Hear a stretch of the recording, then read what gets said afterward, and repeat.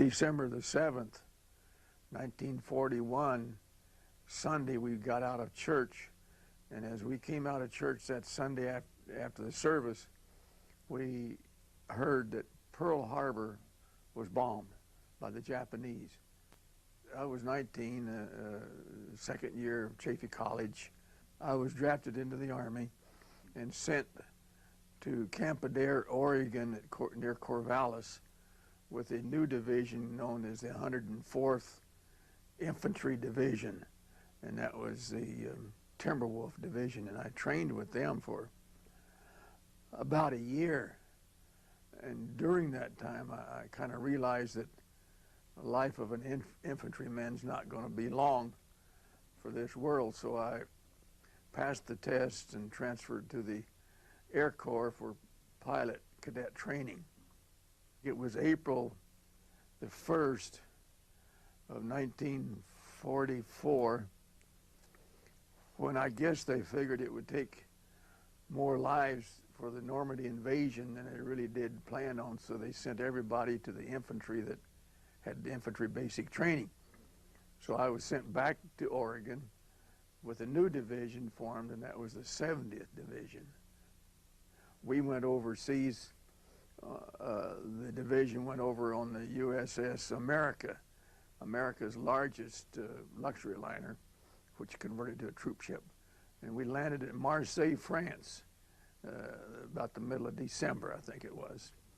And we stayed in Marseille, France, about a week, living in pup tents, mud and rain.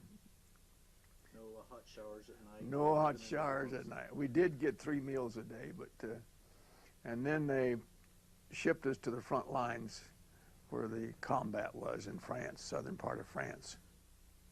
We camped outside of a town known as Forbach, France, and we had outposts sitting around outside the village where we were staying, and in a defensive position when the snow was on the ground, cold as could be, as in, not in the middle of winter, the worst winter I guess they ever had in Europe at that time.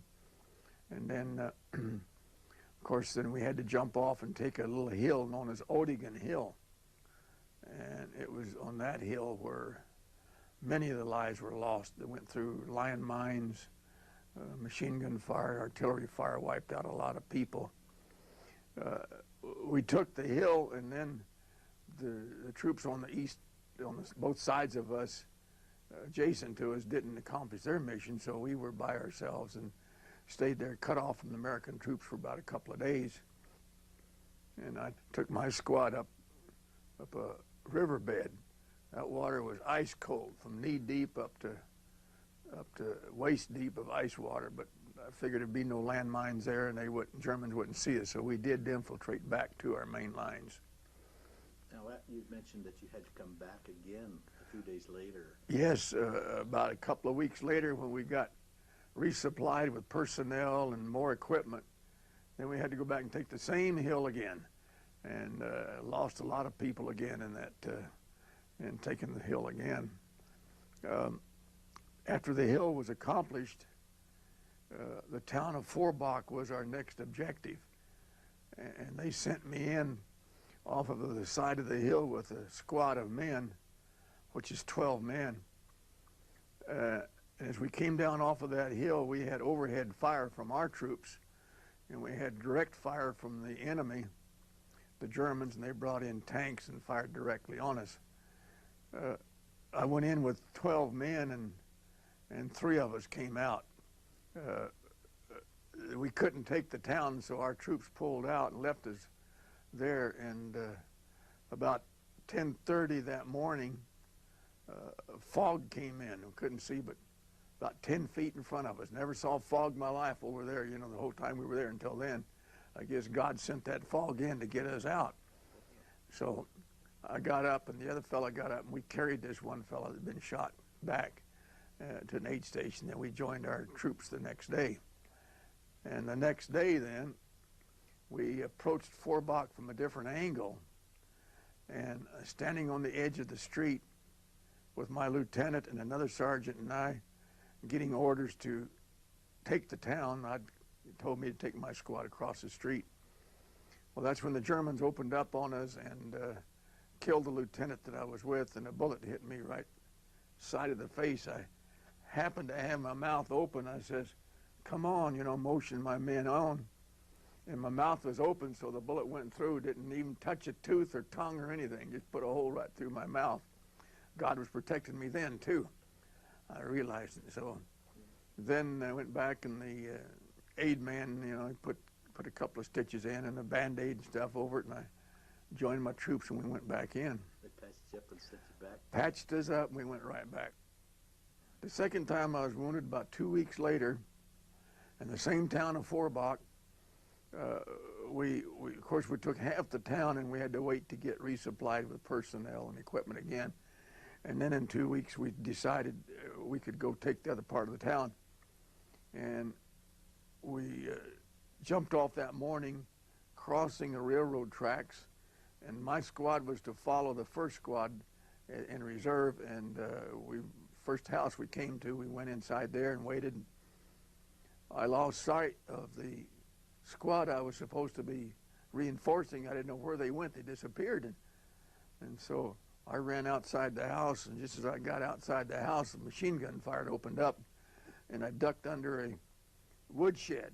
And there that squad was, pinned down under that woodshed with the machine gun fire. And that's when they dropped a mortar shell on the roof of that woodshed, and the mortar shell exploded, and I was hitting about 8 or 9 different places then. When I was in the hospital at Nancy, France, my old buddy from Upland Church that I'd gone to school with in church with, Andy List. I was in my hospital room one day, and I looked, and there Andy List was standing at the doorway. He said he and Gerald Hayes, another buddy of ours, went up to find me at the front lines a couple of days before, and my commanding officer said that no, he had been hit and sent back to the hospital, but they didn't know where. Well, Andy was able to locate me, and he came into he visited me about 4 or 5 different times while I was in the hospital. I was sure thrilled to see Andy.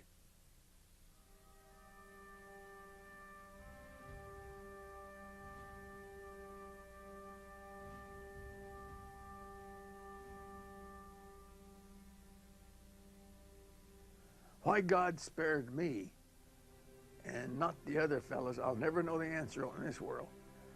They had mothers and wives that were praying for them just like I did, and yet some of them did not make it through. And I don't know why God spared me. And, I just had a small part in the war, very small part. It took all of the branches of the service to win the war. Even the Air Force, the Navy, the Marines, the Coast Guard, every branch of service had an effect.